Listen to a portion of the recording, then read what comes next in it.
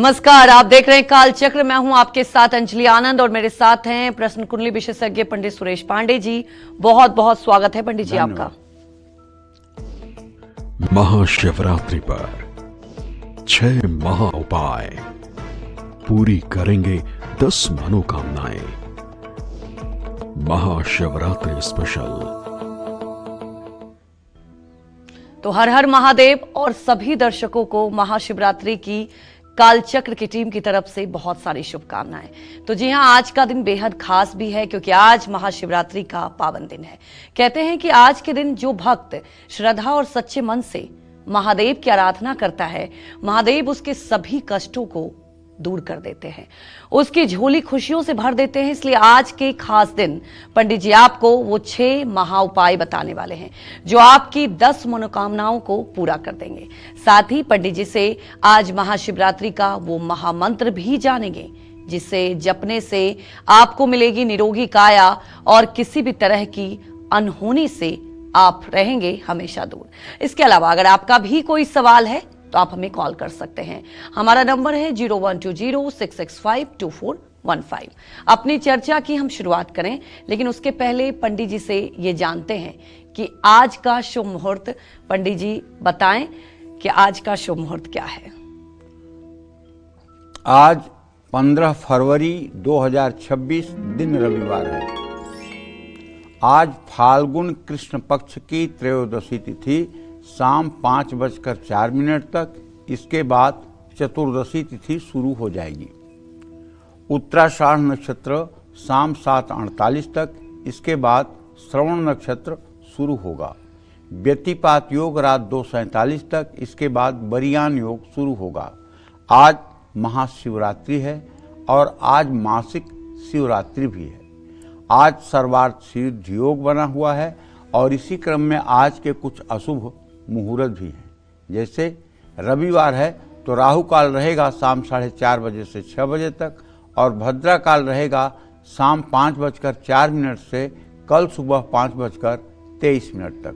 यमगंड काल रहेगा दोपहर 12:35 से दोपहर 1:59 तक। गुलिक काल रहेगा दोपहर 3:23 से शाम 4:47 तक।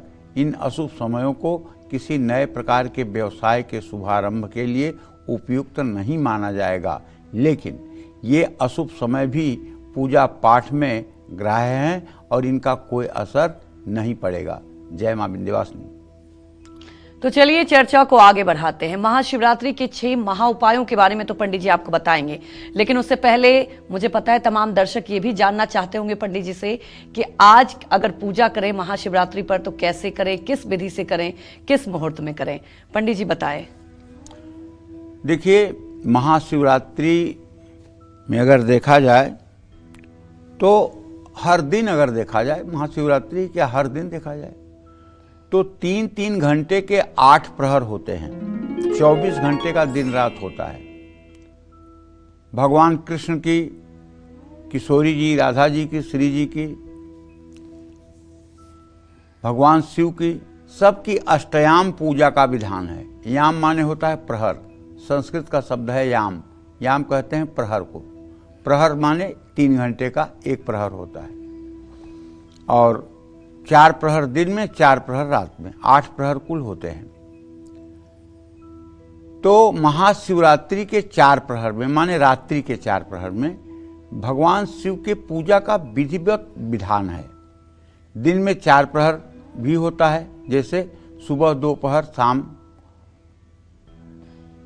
रात। जीवन की 4 अवस्थाएं होती हैं, ब्रह्मचर्य, गृहस्थ, वानप्रस्थ, संन्यास। जीवन में 4 विकारों से मनुष्य ग्रस्त रहता है, काम, क्रोध, मोह, लोभ। जीवन में मोक्ष प्राप्त करने के लिए 4 पद हैं, धर्म, अर्थ, काम और मोक्ष। 4 प्रहर की विशेष पूजा से हम इन चारों विकारों पर विजय प्राप्त कर सकते हैं। इसलिए शास्त्रों में महाशिवरात्रि पर 4 प्रहर की पूजा का विधान है। शिव पुराण के अनुसार शिवरात्रि के हर प्रहर में पूजा का अलग अलग फल मिलता है। निश्चित काल में आज रात 12:09 से रात 1:01 तक इस प्रहर में महादेव की पूजा करने से कई गुना फल मिलता है। रात्रि के पहले प्रहर के पूजा का मुहूर्त है शाम 6:11 से रात 9:23 तक। ओम ह्रीम ईशानाय नमः इस मंत्र का जप करें। पहले प्रहर में भगवान शिव को दूध चढ़ाएं। रात्रि के दूसरे प्रहर का पूजा मुहूर्त है आज रात 9:23 से 12:35 तक। महाशिवरात्रि के दूसरे प्रहर में आप पूजा कर रहे हैं तो ह्रीम अघोराय नमः इस मंत्र का जप करें। दूसरे प्रहर में शिवलिंग पर दही चढ़ाएं। रात्रि के तीसरे प्रहर का पूजा मुहूर्त है रात 12:35 से मध्य रात्रि 3:47 तक।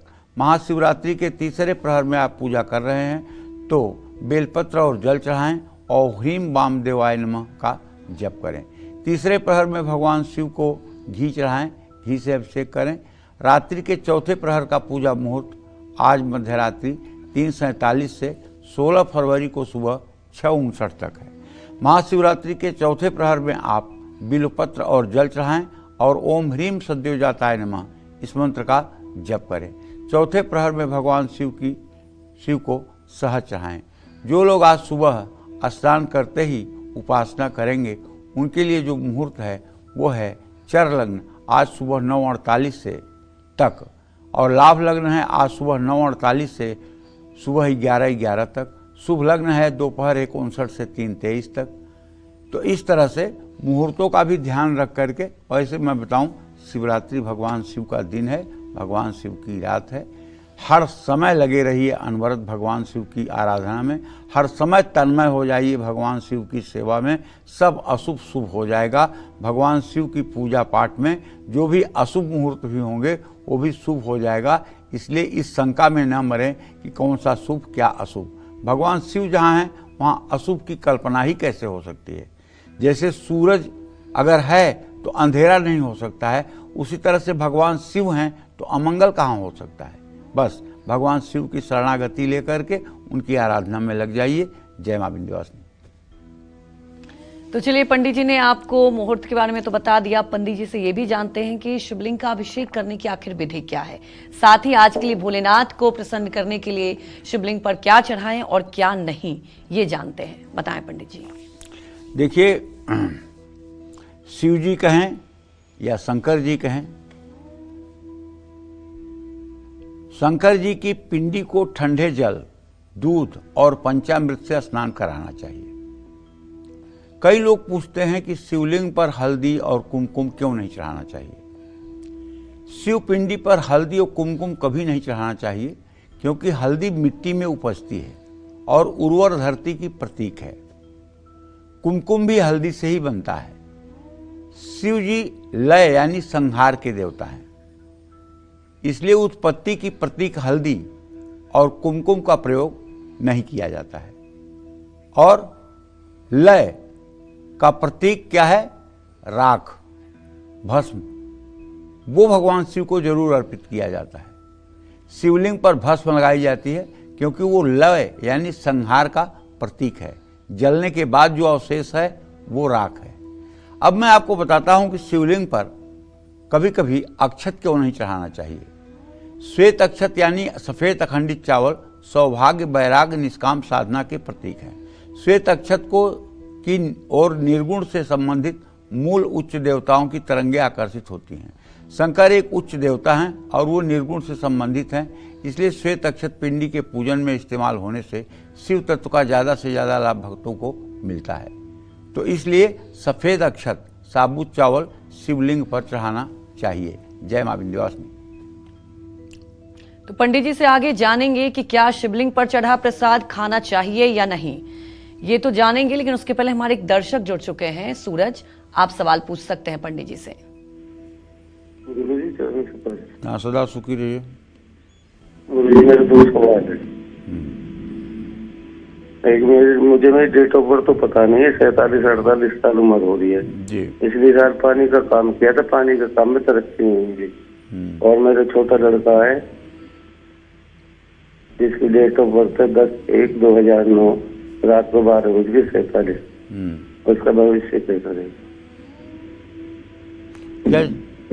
क्या जानना चाहते हैं बच्चे के बारे में? लड़के का भविष्य कैसा रहेगा? चलिए पहले आपका भविष्य बताऊं। द्वितीय सप्तमेश मंगल बुध हैं। मंगल और बुध दोनों का इत्तिसाल बृहस्पति से नहीं है, एक का इत्तिसाल है। अभी आपको जितना सफलता मिलना चाहिए उतना सफलता नहीं मिल पा रही है। अभी किस्मत साथ नहीं दे रही है। अभी स्ट्रगल में लाइफ बीत रही है। आपको चाहिए कि आप नित्य हनुमान चालीसा के 10 पाठ सुबह किया करिए और हो सके तो मंगलवार का व्रत किया करिए और हनुमान जी के मंदिर जाया करिए। अगर ये उपाय साल 2 साल तक लगातार करेंगे तो निश्चित रूप से आप बहुत अच्छे से अपने जीवन को व्यवस्थित कर पाएंगे। जहाँ तक बेटे का प्रश्न है तो अभी उसका 17वां साल शुरू हुआ है। चंद्रमा से पंचम भाव का स्वामी शुक्र है जो इस समय प्रश्न कुंडली में अस्त है। बेटा पढ़ने में बहुत अच्छा नहीं है। उसके पढ़ाई पर विशेष रूप से ध्यान देने की ज़रूरत है और मुझे लगता नहीं है कि वो बहुत पढ़ पाएगा, लेकिन फिर भी गार्जियन होने के नाते आप उसके पढ़ाई पर ध्यान दीजिए। भविष्य तो उसका अच्छा होगा, पैसा रुपया ठीक कमाएगा, अपनी जिम्मेदारियों का सही निर्वाह करेगा, लेकिन पढ़ाई का योग बहुत अच्छा नहीं दिखाई दे रहा है। इसलिए उसके पढ़ाई के प्रति थोड़ा सा आपको भी जागरूकता दिखानी चाहिए और अगर हो सके तो बेटे से कहना चाहिए कि वो नित्य राम रक्षा स्तोत्र का सुबह शाम पाठ करे। ये पाठ सिर्फ 5 मिनट का है और अगर राम रक्षा स्तोत्र का नित्य 5-5 मिनट पाठ करेंगे तो निश्चित रूप से उनके अंदर एक सकारात्मक परिवर्तन आपको दिखाई देगा। जय मां विंध्यवासिनी। तो चलिए, आज बेहद ही खास दिन है। महाशिवरात्रि के अवसर पर आज कालचक्र में पंडित जी हर वो महा उपाय बताएंगे जिससे आप भगवान भोलेनाथ को प्रसन्न कर सकते हैं। आगे भी चर्चा करेंगे, लेकिन उसके पहले हमारे एक दर्शक जुड़ चुके हैं। अर्जुन, आप सवाल पूछ सकते हैं।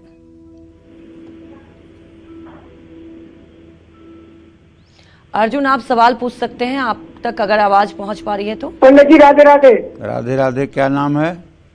पंडित जी मेरा नाम अर्जुन है। जी बताइए।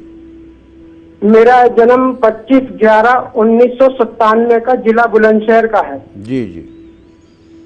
पंडित जी मेरी शादी हो गई है और मैं आगे कैसा रहेगा मेरा जीवन वो पूछना है और मेरा करियर कैसा रहेगा वो पूछना है। बहुत बढ़िया। आज भी जीवन है, शादी के बाद भी अच्छा रहेगा और हर समय जीवन आपका बुलंदियों पर रहेगा। आप बिल्कुल टेंशन मत लीजिए। अगर आप अपने जीवन को बहुत व्यवस्थित करना चाहते हैं तो मेरा एक उपाय मान लीजिए। पति पत्नी दोनों नवरात्र के दोनों व्रत करिए। 9 दिन पूरे नवरात्र के व्रत करिए। भगवती दुर्गा की पूजा आराधना कीजिए और नित्य दुर्गा सप्तशती के कवच का पाठ करिए और अपने पत्नी से कहिए कि वो श्री सूक्तम के 16 मंत्रों का सुबह शाम पाठ किया करें, महालक्ष्मी की पूजा किया करें। बस आपके भविष्य को लेकर कोई चिंता का विषय नहीं है। जय मां विंध्यवासिनी। तो चलिए, अब जल्दी से पंडित जी से जान लेते हैं कि क्या शिवलिंग पर चढ़ा प्रसाद खाना चाहिए या नहीं। इसके पीछे की सच्चाई क्या है, बताएं पंडित जी। देखिए, एक कथा के अनुसार शिव जी के मुख से चंडेश्वर नाम का गण प्रकट हुआ था। चंडेश्वर भूत प्रेतों के प्रधान हैं। शिवलिंग पर चढ़ा हुआ प्रसाद चंडेश्वर का भाग होता है। ऐसे में अगर शिवलिंग पर चढ़ा प्रसाद कोई भक्त खाता है तो उसे चंडेश्वर के क्रोध का सामना करना पड़ता है। शिव पुराण के विद्वेश्वर संहिता के 22वें अध्याय में कहा गया है कि आप शिवलिंग का प्रसाद ग्रहण करें या नहीं, इस बात पर निर्भर करता है कि शिवलिंग किस धातु या पदार्थ से बना हुआ है। मिट्टी, पत्थर या चीनी मिट्टी से बने शिवलिंग पर चढ़ा गया भोग प्रसाद रूप में ग्रहण नहीं करना चाहिए। लेकिन शिवलिंग पर अगर धातु, नर्मदेश्वर या पारे से बना हुआ शिवलिंग है तो उसका प्रसाद ग्रहण किया जा सकता है। ये चंडेश्वर का अंश न होकर महादेव के हिस्से में होता है और इसे ग्रहण करने से व्यक्ति न केवल दोष मुक्त रहता है बल्कि उसके जीवन की बाधाएं भी नष्ट होती हैं। जिस शिवलिंग के साथ शालिग्राम के साथ पूजा की जाती है तो वो शिवलिंग चाहे किसी भी पदार्थ से क्यों ना बना हो, उस पर अर्पित प्रसाद ग्रहण किया जा सकता है। शिव जी की साकार मूर्ति पर चढ़ा गया प्रसाद भी ग्रहण किया जा सकता है। इसके अलावा स्वयंभू लिंग जैसे 12 ज्योतिर्लिंग भी चंडेश्वर के अधिकार से बाहर रहते हैं। ऐसे शिवलिंग का प्रसाद ग्रहण करने से सभी पाप ताप नष्ट हो जाते हैं। जय मां विंध्यवासिनी। पंडित जी, सबसे बड़ी बात होती है, जैसा कि आप नियम बता रहे हैं, कई बार ये देखा जाता है कि शिवालय में भी लोग परिक्रमा करते, तो क्या करना चाहिए या नहीं, ये दर्शकों को आप बताएं। शिवालय में आधी परिक्रमा की जाती जी। है, भगवान शिव की कभी पूरी परिक्रमा नहीं की जाती है। जी पंडित जी। भगवान शिव के अर्घा का जल जिस जगह से निकलता है मंदिर के बाहर भी, उसकी परिक्रमा नहीं करना चाहिए, उसको नहीं लागना चाहिए। अच्छा, आधी परिक्रमा करके मुड़ जाना चाहिए। जी, ठीक है, यही भगवान शिव के परिक्रमा का शास्त्र सम्मत विधान है। पूरी परिक्रमा करने का विधान नहीं है, और उस जल को लांघने का भी प्रयास न करें जिस जल से भगवान शिव का अभिषेक हुआ है, उससे दोष लगता है। जी, तो लगातार पंडित जी आज अहम चर्चा कर रहे हैं। पंडित जी, मुझे लगता है कि कई बार आप काल चक्र की जब शुरुआत करते हैं, उसके पहले मैं आपके मुख से शिव तांडव सुनते रहती हूँ, और उससे जो एनर्जी जनरेट होती है, आज तो खास दिन है, मुझे लगता है हमारे दर्शकों को भी आप एक बार अगर सुना दें तो बहुत ही अच्छा होगा। और कहते हैं ना कि शिव तांडव सुनने से ही एक अलग एनर्जी होती है। जटाटवी गल ज्वल प्रवाह पावित स्थले गले वलंब लंबितां भुजंग तुंग मालिकां डमड्डमड्डमड्डम निनाद वड्डमर्वयं चकार चंड तांडवं तनोतु नः शिव शिवम्। जटाकटाह संभ्रम भ्रमा निलिंप निर्झरी बिलोल बीच बल्लरी विराजमान मूर्धनि धगद धगद धगद ज्वल ललाट पट्ट पावके किशोर चंद्रशेखरे रति प्रतिक्षणं मम धराधरेन्द्र नंदिनी विलास बंधु बंधुर स्फुर दिगंत संतति प्रमोदमान मानसे कृपा कटाक्ष धोरणी निरुद्ध दुर्धरापदि क्वचित् दिगंबरे मनो विनोद में तु वस्तुनि जटाभुजंग पिंगल स्फुरत् फणामणि प्रभा कदम्ब कुंकुम द्रव प्रलिप्त दिग्बधू मुखे मदांध सिंधुर स्फुरत्व गुत्तरीय मेदुरे मनो विनोतमद्भुतं बिभर्तु भूत भर्तरी सहस्रलोचना प्रभृत शेष लेख शेखर प्रसून धूलि धोरणी प्रसन्न धूल सहस्रलोचना प्रभृत शेष लेख शेखर प्रसून धूल धोरणी विदूषरांघ्रि पीठ भुजंग राजमालया निबद्ध जाट जूट कस्त्रिय चिराय जायतां चकोर बंधु शेखर ललाट चत्वर जल धनंजय स्फुलिंग भानि पीत पंचसायकम नमन निलिंप नायकम सुधामयूखलेखया विराजमान संपदम महाकपाल संपदे शिरो जटालमस्तुन कराल भाल पट्टिका धगद धगद धगद ज्वल धनंजयाहुति कृत प्रचंड पंचसायके धराधरेन्द्र नंदिनी कुचाग्र चित्रपत्रक प्रकल्पनैक शिल्पिनी त्रिलोचने रतिर्मम नवीन मेघ मंडली निरुद्ध दुर्धर स्फुर कुहूनि शीतनीतिम प्रबद्ध बद्ध कंधर कला निधान बंधुरम श्रिय जगद्धुरंधर प्रफुल्ल नील पंकज प्रपंच कालिम प्रभावलंबि कंठ कंदली रुचि प्रबद्ध कंधरम स्मरच्छिदम पुरच्छिदम भवच्छिदम मखच्छिदम गजच्छिदांतकच्छिदम तमंतकम छिदम भजे अखर्व सर्वमंगला कला कदम्ब मंजरी रस प्रवाह माधुरी ब्रजिम्भिनाम मधुप्रतम स्मरांतकम पुरांतकम भवांतकम मखांतकम गजांतकांतकांतकम तमंतकांतकम भजे दुसाधु चित्र तल्पयोर भुजंग मौक्त्र कसृजो गरिष्ठ रत्नलोष्ठयो सुहृदि पक्ष पक्षयो त्रिनारविंद चक्षुषो प्रजामही महेन्द्रयो सम प्रवृत्तिक कदा सदा शिवम भजाम्यहम कदा निलिंप निर्झरी निकुंज कोटरे वसन विमुक्त दुर्मति सदा शिरस्तमंजलि वहन बिलोल लोल लोचन ललाम भाल लग्न कह शिवेति मंत्रमुच्चरन् कदा सुखी भवाम्यहम इमं हि नित्यमेव मुक्त मुक्त मोक्त पठ स्मर ब्रुवन् नरो विशुद्धमेति संततम हरै गुरौ सुमुक्तिमासु याति नान्यथा गतिं विमोहनं निदेहिनां सुशंकरस्य चिंतनम पूजावसान समये 10 वक्त गीतम यह शंभु पूजन परम पठति प्रदोषे तस्य स्थिरार्थ गजेन्द्र तुरंग युक्ता लक्ष्मी सदैव सुमुखी प्रददाति शंभो हर हर महादेव। तो वाकई पंडित जी आपने बहुत ही सकारात्मक, कहते हैं ना कि यहाँ पर एनर्जी क्रिएट कर दी, और आज आप लगातार हमारे साथ बने रहिए, क्योंकि आज पंडित जी आपको महाशिवरात्रि के खास अवसर पर हर वो उपाय बता रहे हैं जिससे आप महादेव को प्रसन्न कर सकते हैं। आज का दिन बेहद खास है।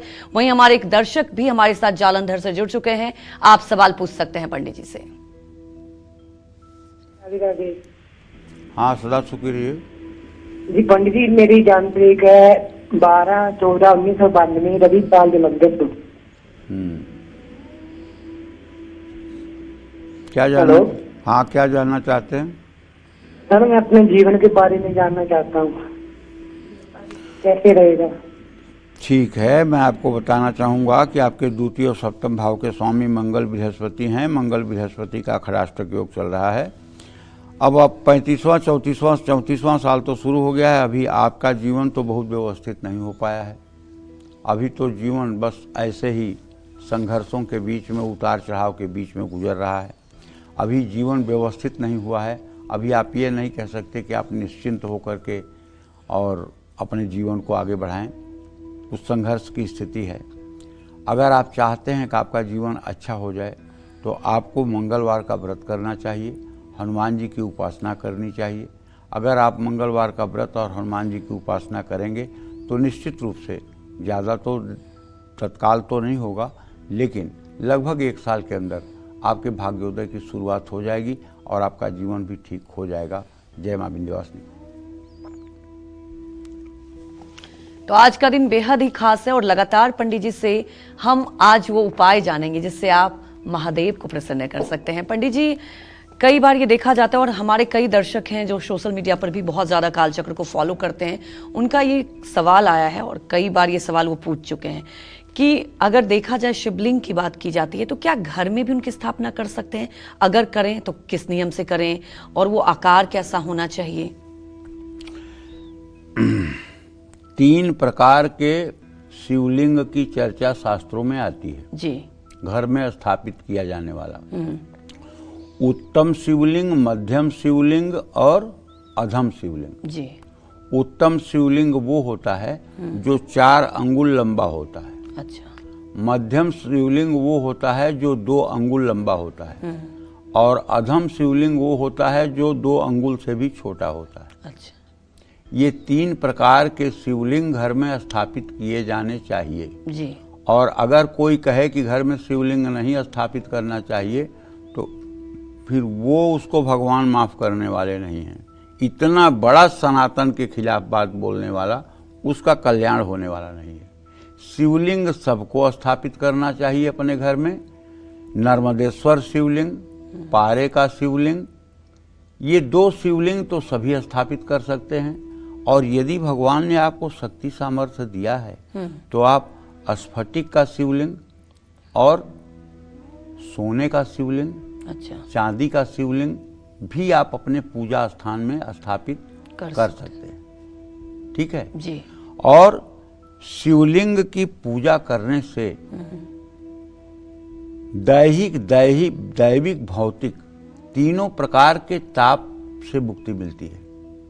तो शिवलिंग का पहला प्रश्न जो आपका है, शिवलिंग का सब लोगों को अपने घर में प्रतिष्ठा करनी चाहिए जी। शिवलिंग को चतुर्दशी तिथि में अपने घर में ले आकर के और विधिवत रुद्र सूक्त से क्रमशः जल, दूध, गन्ने का रस, शहद, घी और दही से अभिषेक करके, शुद्ध जल से अभिषेक करके शिवलिंग पर जनेऊ, रुद्राक्ष की माला, भस्म, विभूति, बेलपत्र, सफेद मंदार के फूल, धतूरे के फूल, कमल के फूल चढ़ा करके, धूप दीप दिखा करके और दिव्य नैवेद्य प्रसाद की व्यवस्था करनी चाहिए और कपूर से आरती करनी चाहिए और रुद्र सूक्त का पाठ अनवरत चलते रहना चाहिए। अगर रुद्र सूक्त आपको नहीं आता है तो आज तो सुविधा है कि आपके पास मोबाइल है, उसमें YouTube में जाकर के आप रुद्र सूक्त बोल दीजिए तो रुद्र सूक्त चलने लगेगा। ये रुद्र सूक्त रुद्रा अष्टाध्यायी जो ग्रंथ है हमारा शुक्ल यजुर्वेद का, उसमें 16वें अध्याय के शुरू के 16 मंत्र जो हैं यही रुद्र सूक्त है जी। ठीक है। तो अगर आप रुद्र सूक्त से भगवान शिव, भगवान शिव की पूजा में एक बात का ध्यान रखना चाहिए कि कभी शंख से भगवान शिव का अभिषेक नहीं करना चाहिए। जी जी। शंख से राम का, कृष्ण का, दुर्गा का, लक्ष्मी का, राधा रानी का, सबका अभिषेक आप कर सकते हैं, लेकिन शिव जी का नहीं, जी। क्योंकि शंखचूड़ जो था वो शिव जी का शत्रु था और उसी शंखचूड़ से ये शंख बना हुआ है। जी। तो इसलिए कभी भूल करके शंख से अभिषेक नहीं करना चाहिए और ये गलती बड़े बड़ों से हो जाती है। यहाँ तक तुम्हें बताएं जी, कि धर्म का दीप जलाने वाले एक तरह से देश में धर्म का दीप जलाने वाले थे रामानंद सागर, जिन्होंने रामायण सीरियल बनाया। जी पंडित जी। और उनसे भी ये गलती हुई कि जब राम जी रामेश्वरम की स्थापना कर रहे हैं, हाँ। तो वहां पर अरुण गोविल के हाथ में जो राम जी बने हुए हैं, उनके हाथ में शंख से जो है रामेश्वरम का अभिषेक हो रहा है। तो बड़े बड़े लोगों से ये गलतियां हो जाती हैं, जी। क्योंकि कर्मकांड जो है ये दुधारी तलवार है। तो हमको बहुत ध्यान से देखना चाहिए और कभी ये नहीं सोचना चाहिए किसी से गलती नहीं हो सकती है। गलती अज्ञानवश किसी से हो सकती जी। है। इसलिए हर समय भगवान शिव का अभिषेक करने के लिए श्रृंगी का प्रयोग करना जी। चाहिए। श्रृंगी का शाब्दिक अर्थ होता है सींग। गाय की सींग को ही श्रृंगी कहते हैं। प्राचीन काल में मरी हुई गाय की सींग में आगे छेद करके और उसी से भगवान शिव का अभिषेक होता था। जी। अब चांदी की, तांबे की, पीतल की श्रृंगी बनी हुई बाजारों में मिलती है, जिसके आगे गाय का मुंह बना होता है, उसमें एक पतला सा छेद होता है। ठीक है, जी। उसमें जल भर करके, दूध भर करके, गन्ने का रस भर करके अगर आप उसे ऐसे पकड़े रहेंगे तो उससे निकली हुई धारा जाके शिवलिंग पर पड़ेगी। जी जी। ये अभिषेक का उत्तम तरीका है। जैसे एकादशनी रुद्राभिषेक भी आपको करना हो जी। तो 4 लीटर गाय का दूध पर्याप्त हो जाता है। अगर दूसरे विधा से आप दूध चढ़ाएंगे तो 4 लीटर दूध एक अध्याय में ही खत्म हो जाएगा। जी पंडित। ठीक है, तो इसलिए श्रृंगी भी आवश्यक है भगवान शिव की पूजा उपासना के लिए। श्रृंगी से जब भगवान शिव की उपासना, और हाँ, भगवान शिव तो इतने आसान हैं कि इनको कोई उपचार मत कीजिए। आप जल चढ़ा के, केवल जल चढ़ा के बेलपत्र चढ़ा दीजिए जी। और हर हर महादेव कर दीजिए, लेकिन नियम से। हमारे यहाँ शिव पुराण की एक कथा है जी। कि एक व्याघ्र मतलब कि शिकारी जो है, एक दिन बहुत भूखा प्यासा था। उसकी माँ, उसकी पत्नी ने उससे कहा कि भूख के मारे जान जा रही है, कुछ व्यवस्था करो। तो शाम को घर से शिकार करने चला गया और कहीं कुछ उसे शिकार दिखाई नहीं दिया। एक जगह एक बेल का पेड़ था, उसके नीचे एक शिवलिंग था और वहां एक सरोवर था, तालाब था। तो तालाब में जाकर उसने अपना मुंह हाथ धोया और सोचा कि यहाँ अगर तालाब है तो रात में जंगली जीव जो है पानी पीने जरूर आएंगे और मैं इसी बेल के पेड़ पर बैठ जाता हूँ, उसका मैं शिकार करूंगा। और वो बैठ गया। आए भी क्रम से हिरनी आई, हिरन आए, हिरनी की बहन आई, लेकिन दोनों में आपस में वार्तालाप हुई, जिसके कारण ये मारने को उद्यत हुआ, लेकिन छोड़ता चला गया। अच्छा। और उस दिन शिवरात्रि की रात थी और वो भूख प्यास से व्याकुल ऊपर बैठा हुआ था, जल लेकर के बैठा हुआ था, पानी लेकर बैठा हुआ था। अब वो पानी और बेलपत्र बार बार जा करके जो है शिवलिंग पर अपने आप गिर जाता था बिना उसके प्रयास के। अच्छा। तो पहले प्रहर की पूजा में एक बार 8 बजे रात गिर गया, दूसरे प्रहर की पूजा में 10:30 बजे रात गिर गया, तीसरे प्रहर की पूजा में 12:30 बजे रात गिर गया, चौथे प्रहर की पूजा में 4:30 बजे रात गिर गया। इतने में शिव जी प्रकट हो गए। बोले, वरदान मांगो, मैं तुमसे प्रसन्न हूं, इसलिए तुमने शिवरात्रि के चारों प्रहर की पूजा की है। तो उसने कहा, अरे आपको तो मैंने देख के ही मैं धन्य हो गया, अब मुझे कुछ नहीं चाहिए। मैं इतना पापी हूं, इतना पाप कर्म में लगा हुआ हूं, इसके बाद भी आपने दर्शन दे दिया। भगवान शिव ने कहा कि आज से तुम्हारा नाम गुह होगा। क्या होगा? गुह। और जब त्रेता में भगवान राम अवतार लेंगे, उसी समय तुम श्रृंगबेरपुर में निषादराज गुह के रूप में प्रतिष्ठित होगे। तुम्हारा अपना राज्य होगा और तुम अपने सुख सुविधा से रहोगे। और जब भगवान राम आएंगे तो उनके आतिथ्य सत्कार का तुम्हें पूरा मौका मिलेगा। जी। इस जगत के एकमेव कर्ता धर्ता भगवान श्री हरि विष्णु के जो पूर्ण अवतार राम के रूप में होगा, वो तुम्हें अपने गले से लगाएंगे और तुम्हारा जीवन धन्य हो जाएगा।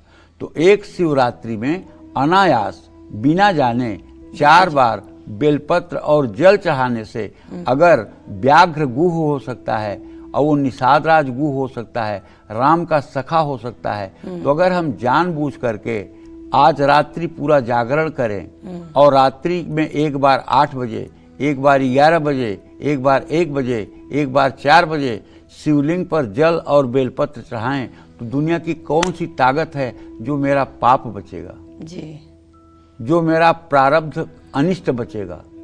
कौन सा ऐसा पाप है? कुछ भी नहीं है जो बच जाए। लेकिन पूरी रात जागना है, पूरी रात शिवलिंग की ये सेवा करनी है। निश्चित रूप से एकदम पक्का मानो कि जो आज रात के चारों प्रहर में भगवान शिव की पूजा कर लेंगे, मैं पूरे दावे के साथ कहता हूं। और हाँ, जो लोग संपन्न हैं, जी, अगर वो जल से, दूध से, गन्ने के रस से, बेलपत्र से, धतूरे के फूल से, मंदार के पुष्प से, कमल के फूल से चारों प्रहर में अभिषेक करेंगे, जी, फिर उनका तो पूछना ही क्या है। उनके वैभव की तो कोई सीमा ही नहीं, उनके सुख संपदा की तो कोई सीमा ही नहीं। अरे भगवान शिव, आशुतोष तुम अवधर दानी, आरत हरहु दीन जन जानी। ये आशुतोष भगवान शिव अवधर दानी है, जी, इनके जैसा कोई दानी नहीं है। भगवान राम और कृष्ण जब प्रसन्न होते हैं तो सबसे पहले आपका सब कुछ छीन लेते हैं, ताकि आपके लिए सिर्फ राम रह जाए और कृष्ण रह जाए, आप चारों तरफ से निराश हो जाएं, ये दुनिया आपके लिए खाली लगे। लेकिन जब शिव प्रसन्न होते हैं तो सारी भोग और मोक्ष की संपदा अपने भक्त को तत्काल दे देते हैं। जी, ये तो इतने जल्दी प्रसन्न होने वाले देवता हैं जिसकी कोई सीमा नहीं, लोगों को जानकारी नहीं है। भगवान शिव को ने सैकड़ों अवतार लिए हैं, लेकिन लोगों को पता नहीं। जी पंडित जी, ये उन्हीं लोगों को पता है जिन्होंने शिव पुराण पढ़ा हुआ है, जिनको शिव पुराण का सम्यक ज्ञान है। वो लोग जानते हैं कि भगवान शिव कौन सी मतलब की जो है ताकत है इस ब्रह्मांड के। जी, भगवान शिव सर्वेश्वर हैं और महेश्वर हैं। महेश, इनके लिए कुछ भी अगम नहीं है, इनके लिए कुछ भी असंभव नहीं है। और भगवान शिव की शरणागति में रहने वाले के लिए भी कुछ अगम नहीं है, कुछ असंभव नहीं है। कल मैंने कहा था कि आज के दिन आप लोग संकल्प लेकर के जी। 1-1 लाख बार ओम नमः शिवाय का जप करिए। और मैंने भी संकल्प लिया था कि मैं भी करूंगा। जी पंडित जी, और देखो तुम्हें और दिखाता मैंने हूं, देखा था अभी मैंने आप- सुबह ही शुरू कर दिया, अभी तक मैं 10,000 पहुंच चुका हूं। आपने दर्शकों से वादा किया था। हाँ, वादा किया था, वादा निभाऊंगा जी। और 1 लाख करूंगा, चाहे उसके लिए कुछ भी करना पड़े, 1 लाख करूंगा। मतलब आज के दिन शिव अभिषेक को भी समर्पित करूंगा। करना है। हाँ, तो कहने का मतलब यह है बेटा, बड़े भाग्य से हमारा ये शरीर मिला है, जी, जी, बड़े भाग्य से इस शरीर का मतलब कि जो है अस्तित्व है।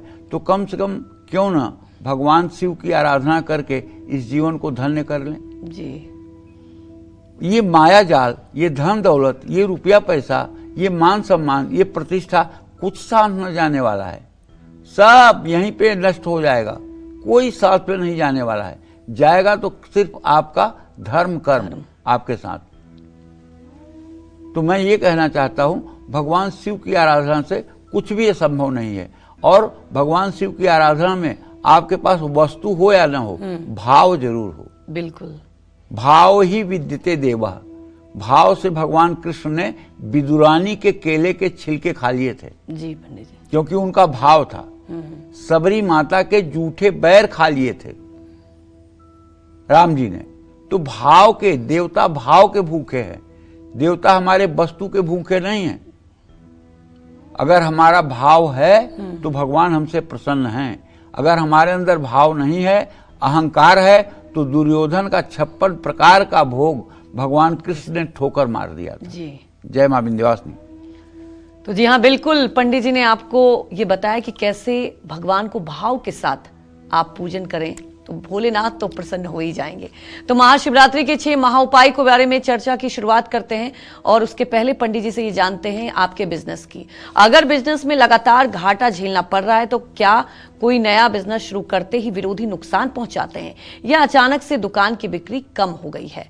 तो आज महाशिवरात्रि पर कैसे शिव की आराधना करके इन सभी परेशानियों से छुटकारा पाया जा सकता है, ये जानते हैं। बताएं पंडित जी। देखो, अगर व्यवसाय में घाटा हो रहा है, विरोधी आपकी फैक्ट्री या कारोबार को नुकसान पहुंचा रहे हैं, दुकान में बिक्री कम हो गई है, जिस वजह से नुकसान झेलना पड़ रहा है। तो आज महाशिवरात्रि पर शिव परिवार की तस्वीर, जिसमें शिव, पार्वती, नंदी, गणेश विराजमान हो, उस तस्वीर को लकड़ी की चौकी पर सजाइए। 27 बेलपत्र की माला बनाकर शिव परिवार को अर्पित करिए। चंदन की माला से ओम नमः शिवाय का मंत्र, और ज़्यादा अच्छा होगा कि अगर रुद्राक्ष की माला हो तो उससे ओम नमः शिवाय का मंत्र, अगर ज़्यादा नहीं कर सकते हैं तो कम से कम 27 माला तो कर ही लीजिए। अगर आज ओम नमः शिवाय का 27 माला सुबह, 27 माला शाम को जप कर लिया जाए, ये भी जिंदगी को पार लगाने के लिए पर्याप्त है। आज भगवान शिव की पूजा उपासना करने से, अगर आपने साल भर पूजा उपासना नहीं किया है और महापाप भी आपसे हुआ है, तो आज शिवरात्रि एक ऐसा दिन है जो आपके सारे पाप ताप को जलाने वाला है और आपके सौभाग्य का उदय करने वाला है। चाहे वो दरिद्रता आपकी नष्ट करना हो, चाहे रोग आपका नष्ट करना हो, भगवान शिव की कृपा से सब कुछ संभव है। बस आप अपने अंदर आस्था और विश्वास रखें कि भगवान शिव सर्वज्ञ हैं और सब कुछ कर सकते हैं। जय मां विंध्यवासिनी। तो आज महाशिवरात्रि पर कौन सा महा उपाय दिलाएगा आपको मनचाहा जीवन साथी, और आपके घर भी गूंजेगी किलकारी। साथ ही आज महादेव को क्या चढ़ाने से मिलेगी दौलत, शोहरत और बढ़ेगा परिवार में प्यार, इसके बारे में भी पंडित जी से जानेंगे। लेकिन एक छोटे से ब्रेक के बाद आप बने रहिए हमारे साथ और देखते रहिए महाशिवरात्रि स्पेशल कालचक्र।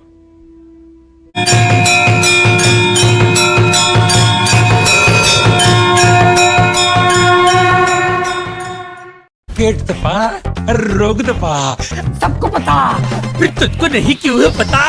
पेट दबा, हर रोग दबा। घर के बने खाने से खुश रहता है, पैकेट वाले फूड से नहीं। थोड़ा चलो, फिरो, हिलो, वरना पेट बोलेगा मैं भी हॉलिडे पर हूँ।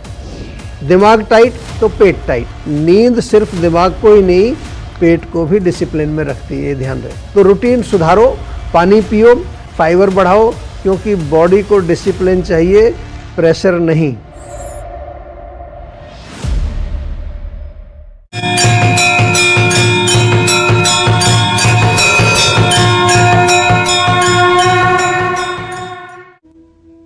ब्रेक के बाद आप सभी का एक बार फिर से स्वागत है महाशिवरात्रि स्पेशल कालचक्र में। आज महाशिवरात्रि का पावन दिन है। इस महाशिवरात्रि पर बनने वाला शुभ संयोग और इसके खास उपाय आज पंडित जी बता रहे हैं, इसलिए आज कालचक्र में पंडित जी आपको 6 महा उपाय बता रहे हैं, जिसे करने से महादेव आपकी 10 मनोकामनाओं को पूरा करेंगे। चलिए चर्चा को आगे बढ़ाते हुए बात करते हैं आपकी शादी की। अगर शादी में देरी हो रही है, मनचाहा जीवन साथी नहीं मिल रहा है, या फिर शादी के बाद पति पत्नी में मनमुटाव हो रहा है, तो आज महाशिवरात्रि पर आपको कौन से खास उपाय करने चाहिए, ये जानते हैं। बताएं पंडित जी। देखिए, विवाह जो है ये प्रारब्ध से सुनिश्चित है, किसकी शादी किस कन्या से कब होगी। ये हम मनुष्य हैं, इसलिए छटपटाते हैं कि कहाँ होगी, किससे होगी। लेकिन ये विधि का विधान तो पहले से ही तय है। किसके साथ किसकी जिंदगी बीतनी है, ये पहले से प्रकृति द्वारा निर्धारित है, हम जान नहीं पाते हैं। ज्योतिष में शनि का 7वें भाव में हो जाना, बृहस्पति का 7वें भाव में हो जाना, शुक्र का अस्त हो जाना, शुक्र के ऊपर पापक ग्रहों की दृष्टि हो जाना, 7वें भाव पर पापक ग्रहों की दृष्टि हो जाना, ऐसे में विवाह में विलंब होता है। विवाह 30 साल, 31 साल, 32 साल, 33 साल, 34 साल की अवस्था में होता है। और यदि शनि की दृष्टि विवाह के कारक शुक्र पर हो जाए और विवाह का कारक अस्त हो और विवाह भावेश भी अस्त हो, तो ऐसे में विवाह न होना भी स्वाभाविक है। तो भगवान शिव की आराधना से तो चीज़ें ठीक होती हैं। जल्दी शादी और मनचाहा जीवन साथी पाने के लिए और पति पत्नी के बीच बढ़ रहे टकराव को खत्म करने के लिए आज महाशिवरात्रि पर एक थाली में 11 पान के पत्ते, चंदन का एक टुकड़ा और 11 इलायची रख करके थाली में सिंदूर और शहद से स्वास्तिक बनाएं और शिव पार्वती की तस्वीर के सामने रख दें। रुद्राक्ष की माला से 5 माला ओम पार्वती पताये नमः इस मंत्र का जप करें। निश्चित रूप से विवाह कार्य में सफलता मिलेगी। और दूसरा उपाय बताऊं, दूसरा उपाय ये है कि बालकांड में जब सीता जी जाती हैं पार्वती जी की पूजा करने के लिए, तो उस समय मानस में जो चौपाइयाँ लिखी हुई हैं, जय जय जय गिरिराज किशोरी, जय महेश मुखचंद किशोरी, जय गजबदन खडानन माता, ये जो 8 चौपाइयाँ हैं, अगर इन 8 चौपाइयों का कोई कन्या जिसके विवाह में विलंब हो रहा है या जिसके विवाह के लिए माता पिता चिंतित हैं, अगर इन 8 चौपाइयों को आज 108 बार कहीं भी शिव पार्वती के सामने बैठ करके कर ले, तो मैं गारंटी के साथ कहता हूँ 40 दिनों के अंदर ही उसके विवाह की शुभ सूचना मिल जाएगी। आप विश्वास करिए, कलयुग में ये चमत्कार है। रामचरितमानस में बालकांड, पार्वती का पूजा करने जब मंदिर में जाती हैं सीता जी, तो उस समय जो 8 चौपाइयाँ पढ़ती हैं, जय जय जय गिरिराज किशोरी, जय महेश मुखचंद किशोरी, जय गजबदन खडानन माता, तो कहने का मतलब कि ये 8 चौपाइयाँ अगर आप पढ़ें तो निश्चित रूप से विवाह का कार्य शीघ्र होगा, इसमें कोई संदेह नहीं है। लेकिन अपने दर्शकों को बताना चाहता हूँ कि देखिए, एक ऐसा मंत्र आप लोगों को बताना चाहता हूँ जिस मंत्र को अगर आप रोज कर लें और 1 मिनट लगेगा, 1 मिनट से ज़्यादा नहीं लगेगा, 1 मिनट से ज़्यादा लगे तो मत करना, 1 मिनट लगेगा, लेकिन अगर रोज़ सुबह सोकर उठने पर एक बारी से आप कर लें तो मैं दावे के साथ कह सकता हूँ आपका जीवन जैसे उगता हुआ सूरज होता है ना, वैसे हो जाएगा। मंत्र क्या है आप जानते भी होंगे, नहीं जानते होंगे तो मैं बोल रहा हूँ, सुनिए।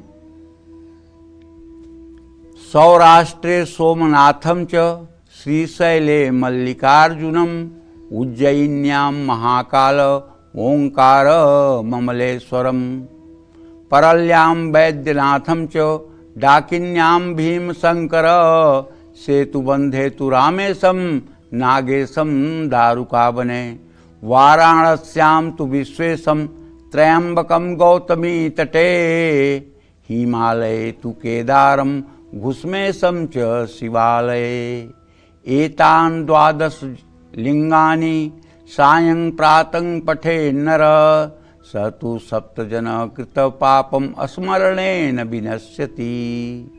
ये 12 शिवलिंगों के नाम हैं, ये 12 जो ज्योतिर्लिंग हैं उनके नाम हैं, और इनके नाम का जो सुबह शाम स्मरण करता है उसके ऊपर भगवान शिव और जगत जननी जगदम्बा माँ पार्वती की कृपा सदैव बनी रहती है।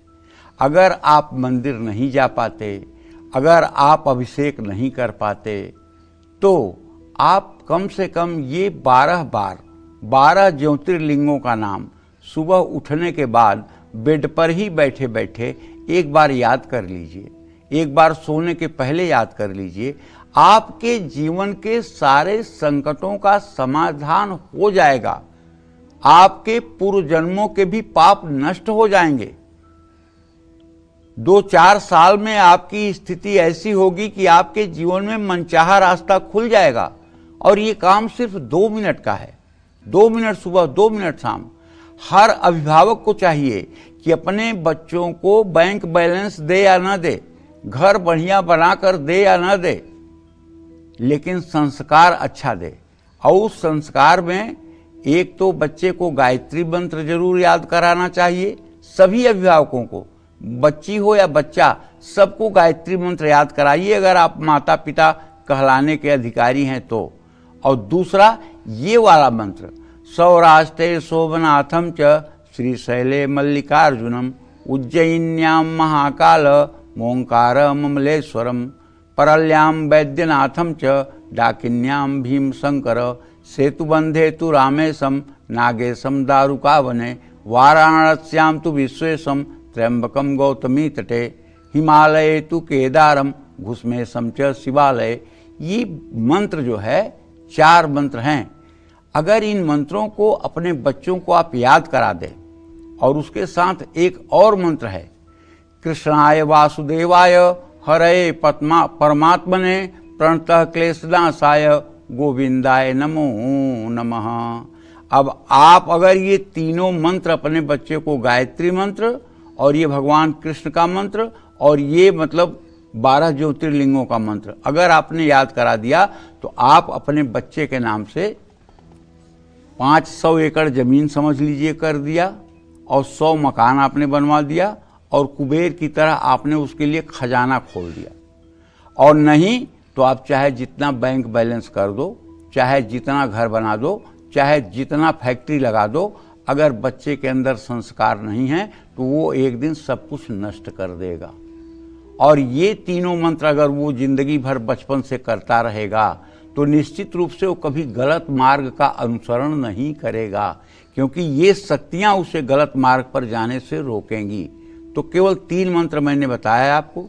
एक तो गायत्री मंत्र जो पूरे भारत में सबको आती है, और दूसरे 12 ज्योतिर्लिंगों का नाम, और तीसरे भगवान कृष्ण के बारे में, कृष्णाय वासुदेवाय हरये परमात्मने प्रणतः क्लेशनाशाय गोविंदाय नमो नमः। ये कहना एक एक बार ही सिखाइए, लेकिन अपने बच्चों को सिखाइए, अच्छी फसल तैयार करिए। और नहीं तो यही बच्चा जब 15 साल का होगा और नहीं पढ़ेगा, सोएगा, मनमानी करेगा, तो आप ज्योतिषी के पास जाकर पूछोगे कि बच्चा कहना नहीं मानता है, हाई स्कूल में पास होगा कि फेल होगा, 12वीं में पास होगा कि फेल होगा, तब रोने से क्या फायदा।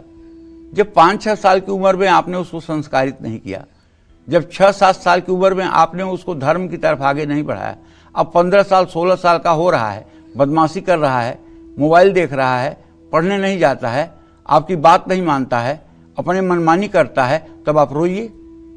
तो इसलिए संस्कार दीजिए। धन वैभव दौलत देने की जरूरत नहीं है, संस्कार दीजिए, संस्कार। और ये संस्कार क्या है? धर्म। उनको बताइए गायत्री का महत्व क्या है, भगवान के शिव के 12 ज्योतिर्लिंगों का महत्व क्या है, उनको बताइए कि भगवान कृष्ण का महत्व क्या है। ये सब चीजें बताइए, इससे जीवन में परिवर्तन होगा। जय मां विंध्यवासिनी। तो आज महाशिवरात्रि पर कौन सा खास उपाय करने से बढ़ेगी आपकी प्रॉपर्टी, दूर होगी हर बीमारी और रिश्तों में आएगी मिठास? आइए ये भी जानते हैं पंडित जी से। बताएं पंडित जी। पैतृक संपत्ति को लेकर के अगर परिवार में हर रोज झगड़े होते रहते हैं, जिससे घर की सुख समृद्धि छिन गई है, खराब सेहत के चलते आप अपने जरूरी काम नहीं कर पा रहे हैं, आज महाशिवरात्रि पर शिव पार्वती की तस्वीर के सामने दही, गुलाब जामुन, गुलाब का पानी, गुलाब जल, सफ़ेद फूल, चंदन, ये सब अर्पित करना चाहिए। और शिव महिम्न स्तोत्र या शिव तांडव स्तोत्र का पाठ करना चाहिए, या पंचाक्षर स्तोत्र का पाठ करना चाहिए। ओम नागेंद्रहाराय त्रिलोचनाय भस्मांगरागाय महेश्वराय नित्याय शुद्धाय दिगंबराय तस्मै नकाराय नमः शिवाय। तो कहने का मतलब पंचाक्षर मंत्र भी आपको नित्य कर्म पूजा प्रकाश की किताब हमारे हर दर्शकों के घर में होनी चाहिए, और उसमें ये सारी चीज़ें मिलेंगी जो मैं आपको बताता हूँ, और प्रमाणिक मिलेंगी। ऐसा नहीं है कि नित्य कर्म पूजा प्रकाश में जो लिखा होगा उसके अंदर किसी प्रकार का भ्रम या किसी प्रकार की त्रुटि होगी। ये गीता प्रेस की किताब है, 40-45 रुपए की है। ये हर परिवार में होनी चाहिए।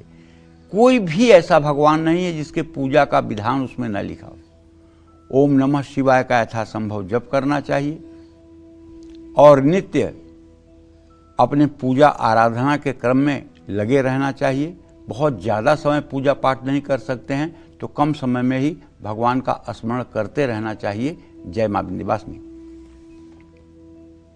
तो चलिए अब पंडित जी से जानते हैं उस महामंत्र के बारे में, जिसका आज महाशिवरात्रि के दिन जप करने से आपकी छोटी से लेकर बड़ी बीमारियों से आपको राहत मिलेगी, साथ ही किसी भी तरह की अनहोनी से भी आप बचेंगे। पंडित जी बताएं। महामृत्युंजय मंत्र जो है अंजलि जी, ये ऋग्वेद का एक श्लोक है। शिव को मृत्युंजय के रूप में समर्पित ये महामंत्र ऋग्वेद में पाया जाता है। इसमें भगवान शिव के महामृत्युंजय स्वरूप से लंबी आयु की प्रार्थना की गई है। इस मंत्र के दीर्घ और लघु स्वरूप का जप करने से व्यक्ति हमेशा सुरक्षित रहता है। इस मंत्र का जप करने की कुछ सावधानियां और नियम हैं, जिनका पालन करने से यह ज़्यादा प्रभावशाली हो जाता है। यह कई प्रकार से प्रयोग में लाया जाता है, सामान्य भी और विशेष रूप से भी। कुंडली के कुछ विशेष दोषों को दूर करने में महामृत्युंजय मंत्र का सबसे ज़्यादा योगदान है। जैसे राहु में शनि का अंतर चल रहा हो, शनि में मंगल का अंतर चल रहा हो, मंगल में केतु का अंतर चल रहा हो, माने पापग्रहों के अंतर प्रत्यंतर हो और वो खष्टेश अष्टमेश सप्तमेश हों, तो केवल महामृत्युंजय ही उसमें कारगर होगा और दूसरी कोई पूजा कारगर नहीं होगी। जब रोग असाध्य हो जाए और आशा न बचे किसी के जीवन की, तो मृत संजीवनी महामृत्युंजय मंत्र का कम से कम 1,40,000 बार मंत्र जप करवाना चाहिए 11 ब्राह्मणों से 5 दिन में। अगर आपका किसी बीमारी के चलते ऑपरेशन होने वाला है या आप मेडिकल फील्ड से जुड़े हुए हैं, तो ये मंत्र आपके लिए बहुत लाभकारी है। क्यों? डॉक्टरों के बारे में आप सोचते होंगे डॉक्टर तो बहुत अच्छे होते हैं ना। जब जब ऑपरेशन करने के लिए डॉक्टर ओटी की तरफ बढ़ता है, ऑपरेशन थिएटर की तरफ बढ़ता है, तो उसका ब्लड प्रेशर बढ़ने लगता है। हर ऑपरेशन उसके लिए एक नई चुनौती होती है और जब ऑपरेशन सक्सेस हो जाता है तो उसका ब्लड प्रेशर एकदम संतुलित हो जाता है और उसके खुशी का कोई ठिकाना नहीं रहता है। और अगर ऑपरेशन किसी कारण से फेल हो गया तो उसके मतलब कि एंजाइटी का भी कोई ठिकाना नहीं होता है। आप किसी सर्जन डॉक्टर से बात करके मेरी बात को वेरीफाई करिएगा कि क्या आप ऑपरेशन करने के पहले नर्वस होते हैं, क्या आप ऑपरेशन करने के पहले भगवान को कई बार याद करते हैं। अगर हाँ में जवाब आए तो सच बात मानना। सुबह भगवान शिव को जल अर्पित करें। रुद्राक्ष की माला पर चतुराक्षरी मृत्युंजय मंत्र ओम होम जूम स, इसका कम से कम 3 माला जप करें। मंत्र जप करने के बाद किसी गरीब व्यक्ति को वस्त्र दान करें। जब आपको छोटी मोटी बीमारियां नियमित परेशान करें तो ये मंत्र प्रभावशाली होता है। आपका बार बार अगर एक्सीडेंट हो रहा है, अलग अलग तरह का घर पर चोट लग जाती है, तो ऐसे में रात में सोने के पहले रुद्राक्ष की माला पर इस मंत्र का कम से कम 1 माला जप जरूर करें। अगली सुबह कुत्तों को दूध रोटी, चींटियों को चीनी डालें। आपकी कभी कोई बीमारी ना लगे, नियमित रूप से स्वास्थ्य अच्छा बना रहे, इसके लिए एकाक्षरी मंत्र को नियमित रूप से जपना चाहिए। 108 रुद्राक्ष की माला के साथ सुबह उठकर शिव जी का ध्यान करके इस मंत्र का जप करना चाहिए। मंत्र जप के बाद किसी रोगी व्यक्ति या अस्पताल में दवाइयाँ बांटनी चाहिए। छत पर पंछियों के लिए दाना पानी की व्यवस्था करनी चाहिए। लेकिन अगर आप भूत प्रेत पिशाच दोष से ग्रसित हैं और सारा उपाय आपने भूमंडल में कर लिया है और आप ठीक नहीं हुए हैं, तो आज मैं दावे के साथ कहता हूँ कि आप हवन सामग्री की व्यवस्था करिए और एक बढ़िया हवन कुंड बनाइए और एक विद्वान ब्राह्मण को बुलाइए। 8000 आहुति महामृत्युंजय मंत्र से हवन कीजिए और एक नारियल गरी गोला उसमें घी भर करके और उसे कलावे से बांध करके पूर्णाहुति में डालिए। और पूर्णाहुति के बाद जब वो गरी गोला जल जाए तो उसको धीरे से निकाल करके रख लीजिए। उसकी राख का रोज प्रयोग करिए। चाहे जितना बड़ा प्रेत दोष होगा, ब्रह्म पिचास होगा या कोई भी आत्मा होगी जो आपको चपेट करके दुखी कर रही है, उन सब से आपको आज ही के दिन मुक्ति मिल जाएगी। ये हवन आप दिन में भी कर सकते हैं, रात में भी कर सकते हैं, लेकिन 8000 आहुतियाँ पढ़नी चाहिए और आहुति कराने वाले ब्राह्मण को भोजन दक्षिणा और वस्त्र भी देना चाहिए। जय मां विंध्यवासिनी। हमारे एक दर्शक दिल्ली से रमेश जुड़ चुके हैं। रमेश, आप सवाल पूछ सकते हैं। पंडित जी प्रणाम। हाँ, सदा सुखी रहिए। पंडित जी, मेरी डेट ऑफ बर्थ है 1 अप्रैल 1993। समय है 1:50 दोपहर का और स्थान है दिल्ली। जी, मेरा प्रश्न ये है पंडित जी कि मुझे अपने कैरियर के बारे में पूछना है। पंडित जी, मुझे मेरा प्रीवियस एक्सपीरियंस पर्सनल असिस्टेंट के रूप में रहा है और अभी करंट में मैं लीगल केसेस देख रहा हूँ कंपनी का ऑथोराइज रिप्रेजेंटेटिव बनके। तो अब मुझे ये समझ में नहीं आ रहा पंडित जी, क्या मुझे पीए की ही प्रोफाइल में जाना चाहिए, पर्सनल असिस्टेंट की प्रोफाइल में जाना चाहिए, या मुझे एलएलबी करके लीगल प्रोफाइल में जाना चाहिए? देखिए, ऐसा है, जब ज्योतिष शास्त्र का निर्माण हुआ था तो उस समय ये सब जो आप बात कर रहे हैं ये सब चीज़ें कहीं लिखी नहीं थी और ज्योतिष में केवल ये लिखा था कि कौन व्यापारी बनेगा, कौन राज सेवा में रहेगा और कौन किसान बनेगा। क्योंकि ज्योतिष शास्त्र की रचना आज नहीं, हजारों हजार साल पहले हुई और उस समय के परिस्थिति के हिसाब से ज्योतिष की रचना बनी हुई है। ये सब जो बातें आप पूछ रहे हैं, इस पे अगर मैं कुछ अपने मन से बात कहूँगा तो मेरे मन की गढ़ी हुई बात होगी और शास्त्र की बात नहीं होगी।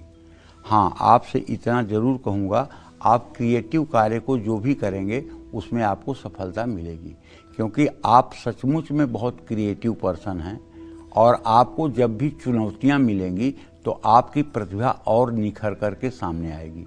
जब आपको चुनौतियां नहीं मिलेंगी तो आपके प्रतिभा का पता नहीं लगेगा। आपके जीवन में चुनौतियां और चैलेंज आते रहें तो आपकी प्रतिभा निखरती रहेगी। अब जिस काम में चुनौती ज़्यादा आए उसको स्वीकार करिए और आगे बढ़िए। जय मां विंध्यवासिनी। अपनी चर्चा को आगे बढ़ाते हुए बात करते हैं महामृत्युंजय मंत्र जप के नियम और सावधानियों के बारे में। पंडित जी ये भी बता दें। महामृत्युंजय जप का जो नियम और सावधानी है वो बहुत जरूरी है। इस चमत्कारिक मंत्र का पूरा फल अगर आपको नहीं मिलता है तो वो आपकी गलती है, क्योंकि कर्मकांड दुधारी तलवार है। इस मंत्र का जप सुबह शाम दोनों समय और अगर अनुष्ठान का संकल्प हो गया है तो पूरे दिन किया जाता है। कष्ट या संकट के समय में इसका जप कभी भी किया जा सकता है। जप शिवलिंग या शिव जी के चित्र के सामने करना चाहिए। जाप रुद्राक्ष की माला से ही करना चाहिए। मंत्र जप आसन पर बैठ करके ही करना चाहिए और पूरब दिशा में मुंह करके करना चाहिए। पहले शिव जी को जल और बेलपत्र अर्पित करें। जो भी मंत्र जपना हो उसका उच्चारण की शुद्धता करें। एक निश्चित संख्या में जप करें। मंत्र का उच्चारण होठों से बाहर नहीं जाना चाहिए। इसको उपांशु जप कहते हैं। यदि अभ्यास न हो तो धीमे स्वर में जप कर सकते हैं। जप काल में धूप जलते रहना चाहिए। महामृत्युंजय के सभी जप कुशा के आसन या ऊनी आसन पर बैठकर करना चाहिए। जप करते समय जल में दूध मिलाकर शिव जी का अभिषेक करना चाहिए और महामृत्युंजय मंत्र के सभी उपाय पूर्व दिशा की तरफ मुंह करके या उत्तर दिशा की तरफ मुंह करके करना चाहिए। जप करते समय ध्यान पूरी तरह मंत्र में रहना चाहिए। मन को इधर उधर न भटकाएं। जप करते समय आलस्य न आने दें। जय मां विंध्यवासिनी। पंडित जी अभी आपने जिक्र किया कि जब मंत्र का जप करना चाहिए तो उन्हीं के इस पर ही आसन पर बैठना चाहिए कुशा, उसके पीछे क्या वजह है? देखो ऐसा है, कुशा का आसन जो है जी ये ब्रह्मचारियों के लिए, यतियों के लिए, सन्यासियों के लिए है। जी कुशा का आसन काफी कठोर होता है और वो पूरे पैर वैर में दबता है। लेकिन हमारे शास्त्रों में विधान है कि जो गृहस्थ लोग हैं वो चाहे किसी देवी देवता की पूजा करें ऊनी आसन पर बैठ सकते हैं जी। बशर्ते वो ऊनी आसन काले और नीले रंग का न हो और किसी रंग के आसन पर बैठ सकते हैं। और अपना आसन कभी दूसरे को बैठने के लिए नहीं देना चाहिए और दूसरे के आसन पर स्वयं भी नहीं बैठना चाहिए। अपनी जपमाला दूसरे को नहीं देनी चाहिए। दूसरे की जपमाला स्वयं भी लेकर के उस पर जप नहीं करना चाहिए। ये कुछ चीजें हैं जिनका बहुत ही गंभीरता से ध्यान देना चाहिए। जी कुशासन जो है ये गायत्री के साधक और ब्रह्मचर्य से रहने वाले और मतलब कि एक बार भोजन करने वाले और तपस्वी लोगों के लिए है। सामान्य गृहस्थों के लिए ऊनी आसन है जी। ये बात समझ लेना चाहिए। जी पंडित जी। हाँ, जय मां विंध्यवासिनी। तो रुक जाते हैं। आज शुभ संयोग में आई महाशिवरात्रि पर कौन सा खास उपाय आपके विरोधियों को शांत करेगा और देगा आपको लंबी आयु का वरदान? आइए जानते हैं पंडित जी से। बताएं पंडित जी। जीवन से जुड़ी हर छोटी बड़ी बाधा को दूर करने के लिए, गुप्त शत्रुओं और विरोधियों के हर षड्यंत्र से बचने के लिए, साथ ही अच्छी सेहत और लंबी आयु के लिए आज महाशिवरात्रि पर एक थाली में चंदन से स्वास्तिक बनाएं, जो शिवपुत्र भगवान गणेश का प्रतीक है। स्वास्तिक बनाकर उसके ऊपर महामृत्युंजय यंत्र रखें। रुद्राक्ष की माला से 21 माला ओम नमः शिवाय, ओम गंग गणपतये नमः, ओम रांग राहवे नमः का यथासंभव जप करें। ये सब चीजें आपके जीवन को बदल देंगी, इसमें कोई संदेह नहीं है। जय मां विंध्यवासिनी। पंडित जी हमारे दर्शकों को आपने इतनी महत्वपूर्ण जानकारी दी, आपका बहुत बहुत धन्यवाद। धन्यवाद। उम्मीद यही करते हैं कि आपको भी आज का हमारा विषय बहुत पसंद आया होगा। कल फिर एक नए विषय और आपकी परेशानियों को दूर करने के लिए ढेरों उपाय लेकर आएंगे हम पंडित सुरेश पांडे जी के साथ। तब तक कालचक्र की पूरी टीम को अनुमति दीजिए और देश दुनिया की खबरों को देखते रहने के लिए देखते रहिए News 24। नमस्कार।